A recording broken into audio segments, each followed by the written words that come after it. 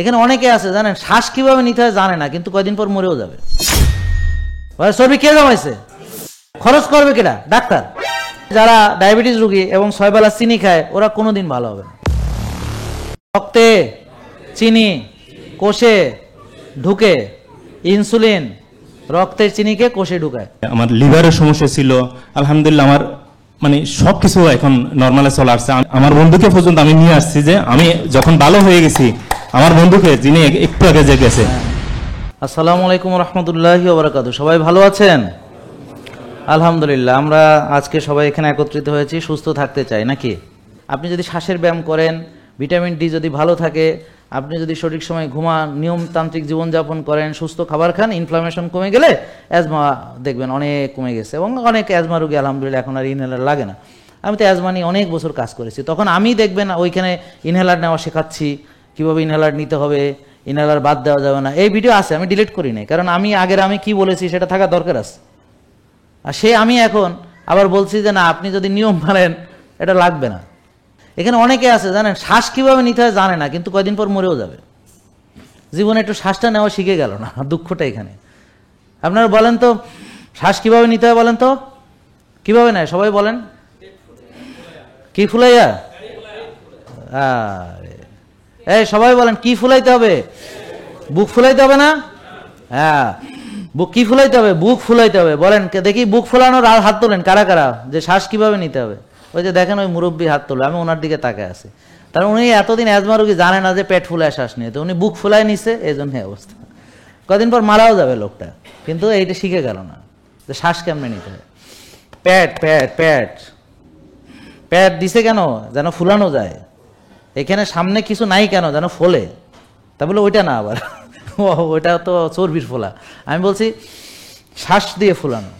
বুঝেন নাই কথা? তাইলে আমরা যারা গভীরভাবে শ্বাস নিতে চাইবো, আচ্ছা আপনি দেখেন তো বুক দিয়ে টান দিয়ে কতটুকু নেওয়া যায়? এই যে এর বেশি আর নেওয়া যায় না। কিন্তু পেট দিয়ে দেখেন, এই যে অনেকখানি নিলে এবার অনেকক্ষণ ধরে ছাড়া যাবে। তাহলে আমাদের আগে পেট ফুলবে, তারপর বুক ফুলবে। ঠিক আছে, আগে পেট ফুলবে, তারপর বুক।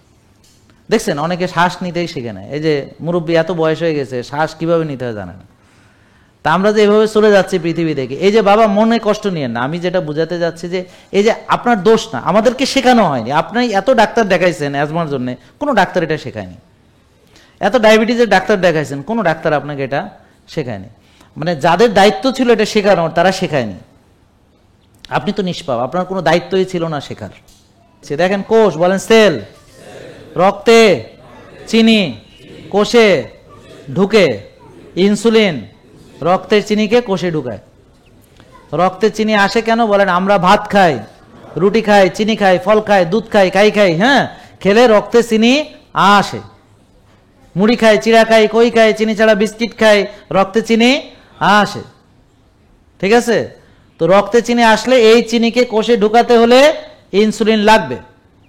এই জন্যে যখনই চিনি জাতীয় খাবার খাবেন, বডিতে আরো বেশি ইনসুলিন আসবে। এই ইনসুলিন এসে ওই চিনিকে কোষে ঢুকাবে। এখন সাধারণ মানুষ যে সুস্থ আমাদের মতো, তাদের এই চিনিটা যখন কোষে যাবে, শক্তি তৈরি হবে, এটিপি, গ্লুকোজ থেকে এটিপি তৈরি হবে। এরপর যদি আমি দেখা গেল খাওয়া বেশি খাইছি, তখন কিছু শক্তিতে রূপান্তর হইলেও বাকি যেটা, সেটা কিছু গ্লাইকোজেন হিসেবে জমা থাকবে। এখন গ্লাইকোজেন তো একবার জমলে ওটাই জমা থাকবে, গ্লাইকোজেন তো অতিরিক্ত জমা হইতে পারে না। বাকি যা আছে সব চর্বি হিসেবে জমা হবে।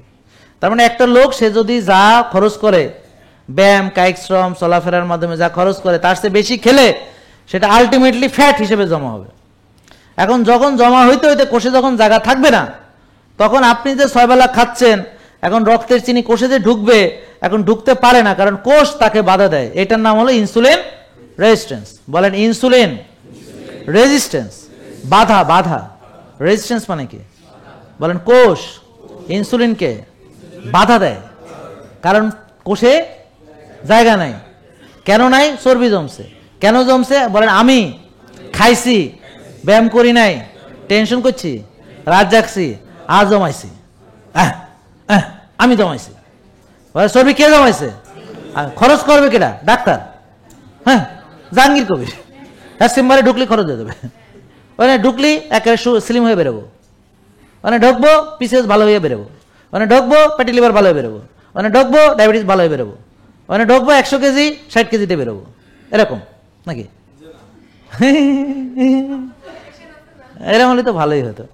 তো এখন এই যে কোষ খালি করতে হলে আমাকে ইনসুলিন কমাইতে হবে, আর ইনসুলিন কমাইতে হলে টেনশন করলে ইনসুলিন আসবে, রাত জাগলে আসবে, ভাত খেলে, রুটি খাইলে, ফল খেলে, দুধ খাইলে ইনসুলিন আসবে।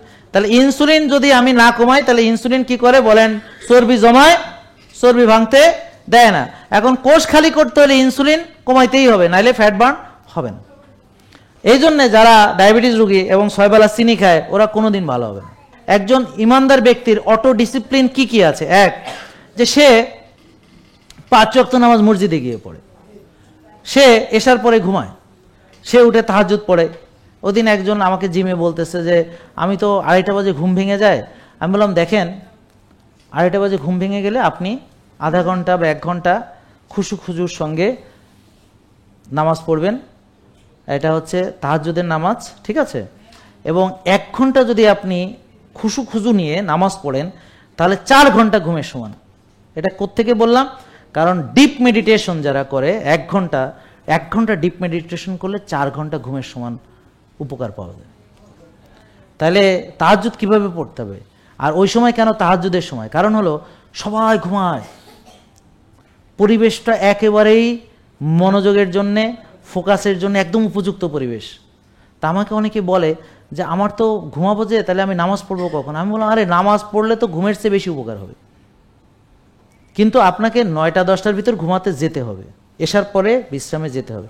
এরপর আপনি 2:30 বা 3টায় ওঠেন, উঠে আপনি আধা ঘন্টা বা 1 ঘন্টা একেবারে মনোনিবেশ করে আপনার মনের সকল দুঃখ কষ্ট আল্লাহকে বলুন, আপনি কপাল মাটিতে লাগিয়ে চোখের পানি ফেলে একেবারে মনোনিবেশ করুন, আপনার সৃষ্টিকর্তার সঙ্গে আপনি মেরাজ করুন, সাক্ষাৎ করুন।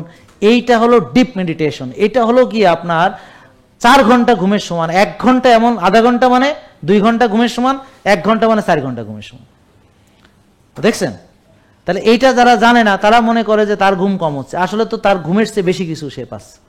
আর ফজরের সময় তো নামাজ ঘুমের চেয়ে উত্তম, এটা তো আমরা ঘোষণা দিয়ে দিচ্ছি, নামাজ ঘুমের চেয়ে উত্তম। তো এই জন্য দেখবেন যে অনেকেই এই তাহাজ্জুদ পড়ার কারণে অনেক কিছু থেকে সে রক্ষা পেয়ে গেছে। আসসালামু আলাইকুম, আমি জমির উদ্দিন, চট্টগ্রাম থেকে। আমি স্যারের এখানে আসছিলাম রমজানের 5 দিন আগে। আমার সমস্যাটা ছিল হচ্ছে আমার 20 সালে আমার কোলেস্ট্রল ধরা পড়ে, 2 মাসের একটা কোর্স দেয় এটোবা-10 নামের একটা ওষুধ। আবার 21 সালে দেশে আসছি, দেশে এসে আবার ডাক্তার দেখাইছি, আবার তখন দিয়েছে আমাকে সলভে। তখন থেকে এই সলভে চলতেছে, যদি 1 সপ্তাহ বাদ দিই তখন আমার এই জায়গায় ব্যথা করে। এই করতে করতে আমার হতাশা শুরু হয়। এখন আসছি স্যারের এখানে, আলহামদুলিল্লাহ প্রথম মাস আমি মেনে চলেছি, জানি না কতটুকু মানতে পারছি, কিন্তু আমার সব কিছু আমার নর্মালে চলে আসছে। আমার হোম আইআর ছিল আমার 2.42, এটা আমার নেমে আসছে 0.52-তে। আমি এতটুক এক্সাইটেড যে আমার কথা আসতেছে না, আমি এতটুক আনন্দিত আমার শরীর নিয়ে। আমি জানি না, আমি আসলে কথা আমার আসতেছে না।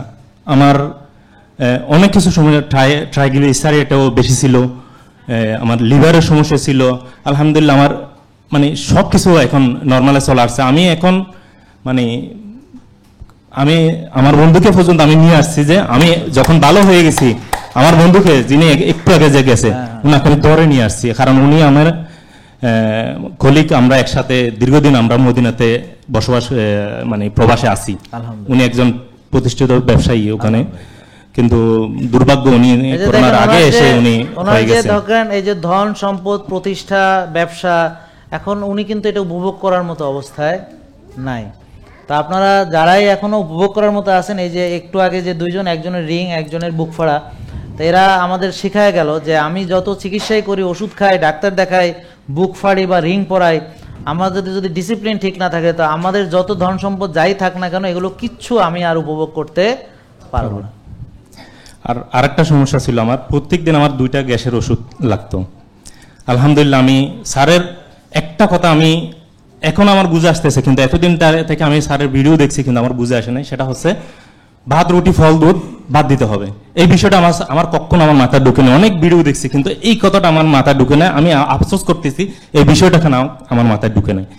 আমি স্যারে হয়তো বা দেখছে, বিদেশে যেহেতু উনি হজে গেছে, দেখছে এত বড় একটা রুটি সকালে খেতাম, কিন্তু দুপুর 12টা হওয়ার আগে আমার খিদে লেগে যেত। পাকিস্তানের আমার মানে একটা মানে শরীরের মধ্যে ঘাম দিয়ে একটা অস্থিরতা চলে আসতো, মানে এতটুকু খিদে চলে আসতো।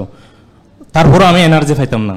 এখন আলহামদুলিল্লাহ আমি প্রথম মাস মানার পরে আমার 10 কেজি আমার ওয়েট কমেছে। আমি এখন এনার্জি ফিল করতেছি, আমার সব দিক দিকে এনার্জি ফিল করতেছি, আমি ভেঙে বলতে পারতেছি না। এখন ওকে এখন কি করতে হবে বলেন তো সবাই, আপনার এখন কি করা দরকার? আমার ব্যায়াম করা দরকার, আমি ব্যায়াম করতেছি স্যার। আমি এখন তৃতীয়বার আসছি স্যার, স্যারকে আজকে প্রথম দেখছি সরাসরি। আমি তৃতীয়বার চিকিৎসা নিয়ে দ্বিতীয়বার গেছি, আজকে তৃতীয়বার আসছি এখানে ফলো আপে। আলহামদুলিল্লাহ আলহামদুলিল্লাহ। যাক, এখন ওকে আমরা মাসেল বিল্ডিং এর পরামর্শ দিব। হ্যাঁ, ও যখন জিম করবে, ভালো প্রোটিন খাবে, ভালো ঘুমাবে, তখন যখন মাসেল হবে তখন দেখবেন যে ওকে অনেক সুন্দর লাগবে। এখন অনেকে ভাবতেছেন যে ও বলতেছে শক্তি, ওরে তো দেখতে লাগতেছে হ্যাংলা, রোগা পাতলা, বুঝতে পারছেন? কিন্তু ওকে দেখতে রোগা লাগলে ওর ভিতরে মেলা শক্তি, এটা আপনারা বুঝতে পারতেছেন। হ্যাঁ, আর অনেকে দেখতে মোটা নাদুস নুদুস রাখলে ভিতরে শক্তি নাই, ঠিক আছে? তো এখন ওকে আবার যখন ওই যে মাসেল টাসেল বিল্ড করবে, একেই 3 থেকে 6 মাস পরে দেখতে আপনাদের সবারই তখন ভালো লাগবে, ঠিক আছে? তো অনেক ধন্যবাদ, এটা তোমার জন্য একটা পুরস্কার, আল্লাহ ভালো রাখুন। ধন্যবাদ স্যার, এটা আমি আমার ঘরের মধ্যে সাজিয়ে রাখবো, এটা আমি ব্যবহার করবো না। না, এটা তো নষ্ট হয়ে যাবে, তুমি প্যাকেট সাজিয়ে রাখো, ভিতরটা খাই ফেলাই, অপচয় করা যাবে না। আচ্ছা, তো আমরা আর সময় যেহেতু নেই, আমরা এখানে নামাজ পড়বো সবাই। হ্যাঁ, যাদের উজু আছে তো ভালো, যাদের উজু নাই এখানে উজু করে এসে নামাজ পড়বেন।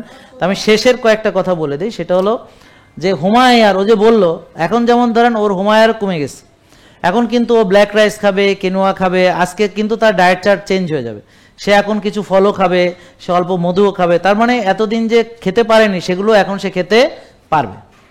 যাদের হুমায়ুন বেশি তারা সাময়িক বিরতি, কিন্তু ওর হুমায়ুন হচ্ছে 0.5, মানে একদম 0.5-এ চলে আসছে। এত কমালে দরকার নেই বলে আমরা তাকে এখন আবার তাকে ভাত খেতে বলবো, ব্ল্যাক রাইস খেতে বলবো, কেনোয়া ফ্রাইড রাইস খেতে বলবো, বাগোটের রুটি খেতে পারবে, তারপর হচ্ছে যে আপনার ওটসের খিচুড়ি খেতে পারবে, ওটসের অমলেট খেতে পারবে। হ্যাঁ, তবে স্টিল কাট অর্গানিক ওটস খেতে হবে, আবার ফল খেতে পারবে, এখন মধু খেতে পারবে।